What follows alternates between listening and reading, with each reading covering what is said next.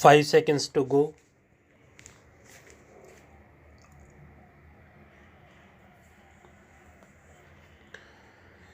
Start.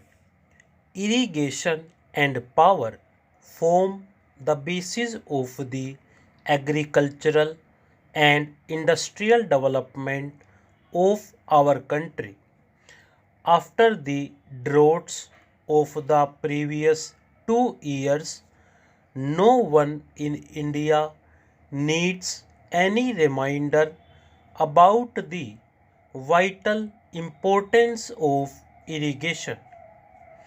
There is also no doubt that electricity will always be a basic element in any formula for progress. The drought has also proved that electricity is an input for agriculture. I am glad to be here because, as engineers, scientists, and technologists, you represent the future. As citizens and administrators, we look to you to uncover our natural resources and suggest how best these might be exploited in the national interest. Technology is moving ahead in every direction, and day by day, new opportunities are opening up before all of us. What we need is the availability of large quantities of power at very low prices, which would influence changes in technology and stimulate the development of a new technology. We have vast water resources in the Indo Gangetic basin, of which I am being constantly reminded by our Minister Dr. K.L. Rao. These must naturally be tapped for irrigation. When one merely thinks of all that our institutions or a board such as yours can do, the prospects are truly exciting and open up new vistas in many areas of national life. You have already mentioned, Mr. President, the importance of electrification, and I am glad to find that some aspects of rural electrification figure on your agenda. In most of our 5 lakh villages, people are still prisoners of daylight and therefore have a short working day. At one time, we hoped that we would be able to electrify at least 1 lakh villages by 1970, which is the Gandhi centenary year. I still hope that we will somehow manage to reach this target and will continue to make rapid progress towards bringing electricity to the remaining villages.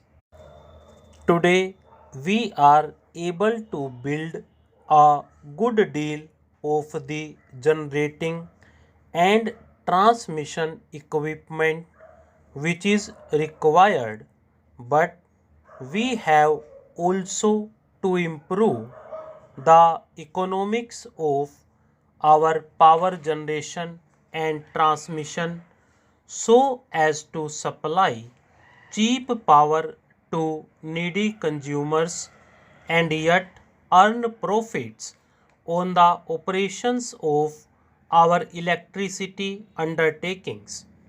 The development of regional grids will assist in optimizing the distribution system.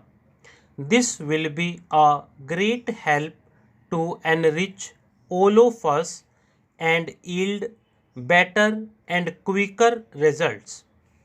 Only a fraction of the cultivated area is at present irrigated. You, Mr. President, have remarked that we can double the acreage under irrigation so that cropping can be extended. The amount of land available is fixed, but the pressure on the available land is steadily increasing. There is no alternative, therefore, to increasing the efficiency of land utilization and getting higher productivity per acre. Irrigation is one means towards this end. It is important that we utilize fully and rapidly such irrigation potential as has been already created. I think this requires much closer association than is generally found between the irrigation engineer, the agronomist, and the farm extension worker. Planning for the utilization of water must commence at the time an irrigation project is conceived. It cannot be left to be taken up when construction is advanced or after storage has been completed. I have been heartened to hear of the good work which has been done in the Kosi area. This might well be a model along with some others to be studied with advantage. India already has what is said to be the largest irrigation system in the world, but I am told that our water management system could be greatly improved. Irrigation can be wasteful, and irrigation without drainage can cause damage. Water management and soil conservation constitutes sciences in themselves, and I am happy that you are holding a symposium on the problem of water management. Our rivers and our groundwater are national assets which we must use to the best overall advantage. I am deeply concerned that there has sometimes been a controversy over what are termed interstate river waters. I am sure that technical solutions can be found to safeguard the legitimate interests of every region or state, and that these matters are best considered in a national and scientific manner rather than on the basis of emotion.